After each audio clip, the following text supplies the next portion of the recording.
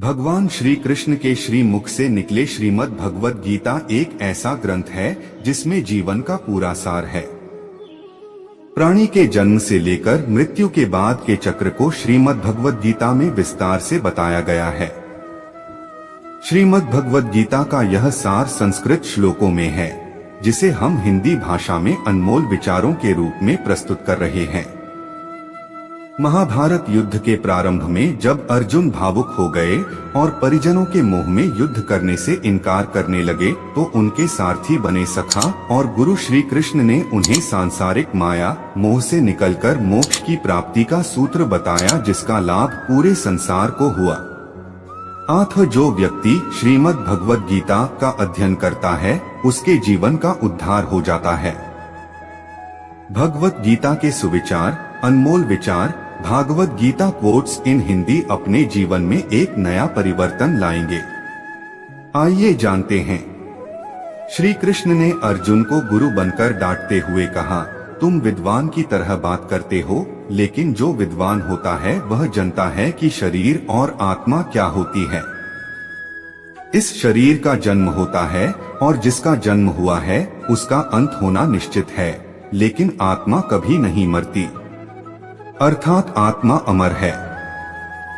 शरीर बाल्यावस्था से तरुणावस्था और फिर वृद्धावस्था में निरंतर अग्रसर होता रहता है और उसी प्रकार मृत्यु होने पर आत्मा दूसरे शरीर में चली जाती है।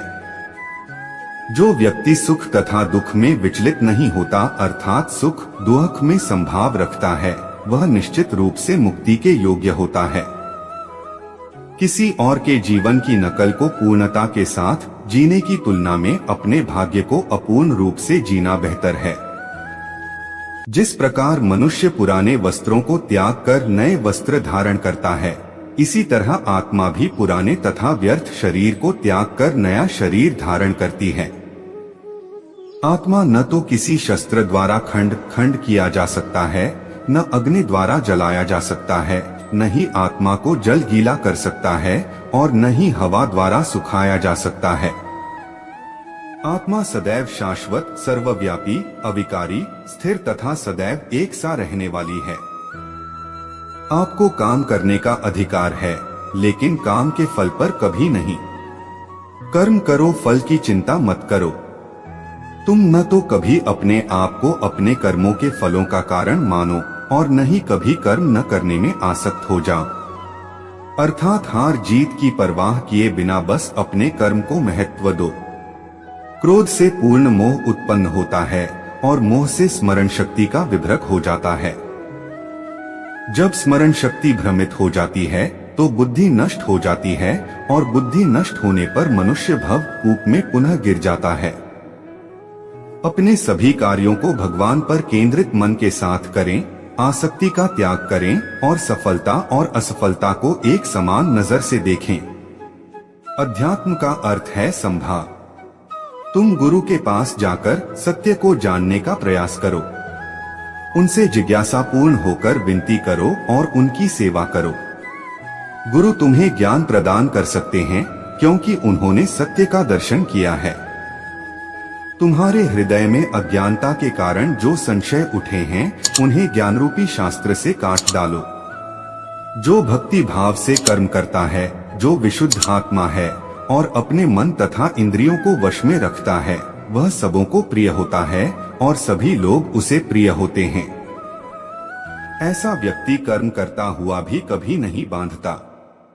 जिसने मन को जीत लिया है, उसके लिए मन सर्वश्रेष्ठ मित्र है, किंतु जो ऐसा नहीं कर पाया, उसके लिए मन सबसे बड़ा शत्रु बना रहेगा। जो ज्यादा खाता है या बहुत कम खाता है, जो ज्यादा सोता है अथवा जो पर्याप्त नींद नहीं लेता, उसके योगी बनने की कोई संभावना नहीं है। एक उपहार तब शुद्ध होता है जब वह दिल से सही व्यक्ति को सही समय पर और सही जगह पर दिया जाता है, और जब हम बदले में कुछ भी उम्मीद नहीं करते हैं।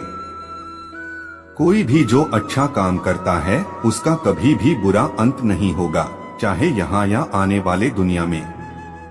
हासिल नहीं होता। शंका करने वाला प्राणी कभी खुश नहीं रहता। वह सुख जो लंबे अभ्यास से आता है, जो दुख के अंत की ओर ले जाता है, जो पहले जहर के समान है लेकिन अंत में अमृत के समान है। इस तरह का सुख अपने मन की शांति से उत्पन्न होता है। हमेशा दूसरों के कल्याण को ध्यान में रखकर अपना काम करें। भगवान की शांति उनके साथ है जिनके मन और आत्मा में सामंजस्य है, जो इच्छा और क्रोध से मुक्त हैं, जो अपनी आत्मा को जानते हैं।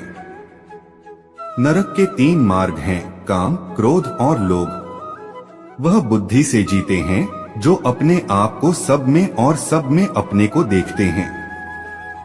इंद्रियां शरीर से ऊंची हैं, मन इंद्रियों से ऊंचा है। मन के ऊपर बुद्धि है और बुद्धि के ऊपर आत्मा है। इस प्रकार जो सर्वोच्च है उसे जानकर आत्मा को अहंकार पर शासन करने दें। स्वार्थी इच्छा वाले भयंकर शत्रु का वध करने के लिए अपनी शक्तिशाली भुजाओं का प्रयोग करें। इस ब्रह्मांड में परिवर्तन निश्चित है, नियमित है। आप एक पल में करोड़पति या कंगाल हो सकते हैं। भय और चिंता 2 शत्रु हैं जो हमारे कल्याण में बाधक हैं। हमें उन्हें अपने दिमाग से पूरी तरह से मिटाने का प्रयास करना चाहिए। तुम खाली हाथ आए हो और खाली हाथ चले जाओगे। मनुष्य अपने विश्वास से बनता है। जैसा वह मानता है वैसा ही वह है। जो व्यक्ति संदेह करता है उसे कुछ हासिल नहीं होता। शंका करने वाला प्राणी कभी खुश नहीं रहता। जब मन व्याकुल हो तब कोई भी निर्णय न ले। भरे हुए मन से लिया गया निर्णय कभी सही नहीं होता। यदि आपका आपके मन पर नियंत्रण नहीं है तो आपका मन आपके दुश्मन के समान है। मन बहुत चंचल होता है। इसे वश में रखना मुश्किल है पर असंभव नहीं। अभ्यास से इसे वश में किया जा सकता है। जिसका जन्म हुआ है उसकी मृत्यु निश्चित है, इसलिए जो हुआ है उसका शोक व्यर्थ है। अगर आपको यह वीडियो अच्छी लगी हो तो कमेंट में जय श्री कृष्णा लिखकर हमारे चैनल तेरा सफर को सब्सक्राइब कर लीजिए। वीडियो देखने के लिए आप सभी को धन्यवाद।